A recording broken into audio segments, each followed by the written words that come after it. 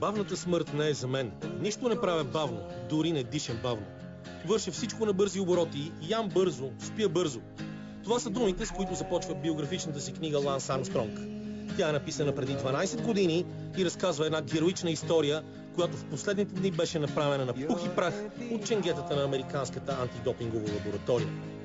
Героят, който се бори с рака и помага на милиони да правят същото, се сгромоляса, а медиите започнаха да ръфат от тялото му още преди да е спрял да диша. Ланс, който събира пари за битка с ужасната болест и победи смъртта благодарение на невероятната си воля и изключителния късмет да попадне на подходящите лекари и терапия, изведнъж се оказа в лагера на лошите, а лицемерната и винаги жадна за кръв тълпа получи поредното си жертвоприношение. Затова светец или грешник Армстронг се води дългогодишен спор, който най-после намери отговора си. Отговор, който е неприятен и шокиращ за мнозина, но всъщност е единственият възможен.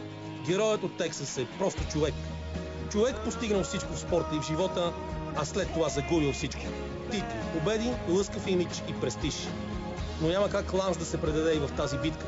Той отказа да се бори за чистотата на името си и за вече загубените 7 поредни титли в обиколката на Франция, но продължава да защитава каузата на живота си, да се бори с рака. Скандалът не е само за Армстронг. Той засяга целия свят на спорта, целият бизнес, който генерира милиарди всяка година и създава модели на подражание. Спортистите трябва да бъдат герои, чисти като планински кристал, да чупят рекорди, да пълнят стадиони и зали и да карат зрителите поне един-два пъти седмично да забравят за кредитите, таксите за училището на децата, сметките и да помечтаят. Съвременните гладиатори продават мечти, но жертват себе си.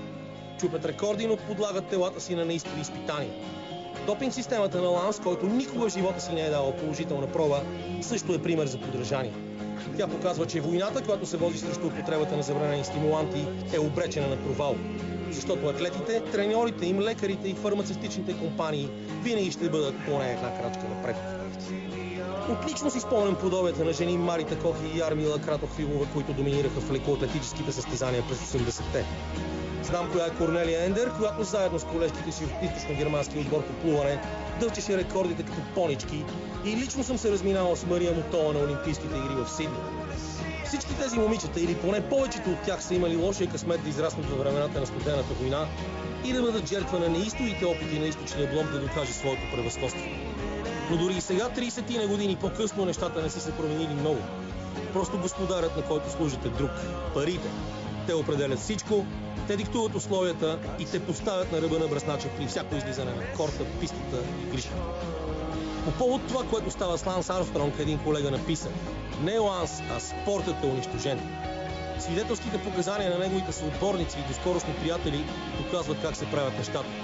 В колоезденето, където състезанията са изключително тежки и всеки ден се въртят по 250 км, всички са заедно и преливането на кръв и останалите медицински процедури няма как да не са публични. Но това не значи, че другите не го правят.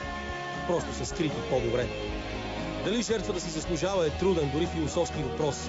Но отговорът е ясен. Световна популярност, милионни банкови сметки, ранно пенсиониране и охолен живот за поколения напред. Зад романтиката и устросените истории стоят доста прозаични, понякога криминални сюжети, но въпреки това всички искаме да имаме своите герои. Независимо дали ще бъде хвърлен на кучетата или пощаден, Ланс Армстронг ще остане такъв. Не само заради изключителните си, но вече отнети постижения, а заради дейността си в борбата с рака и милионите долари, които фондацията му генерира всяка година. Жълтата гривна остава символ на битката с коварната болест и аз няма да спра да я нося. Искам да умра на 100 години, с американския флаг на гърба и звездата на Тексас на шлема. След като съм се спуснал по алпийския склон с колелото си със скорост 120 км в час, казва Армстронг.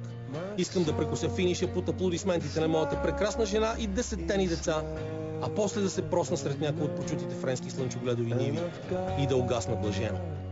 Пълната противоположност на предречената ми преди време мъчителна бавна конча.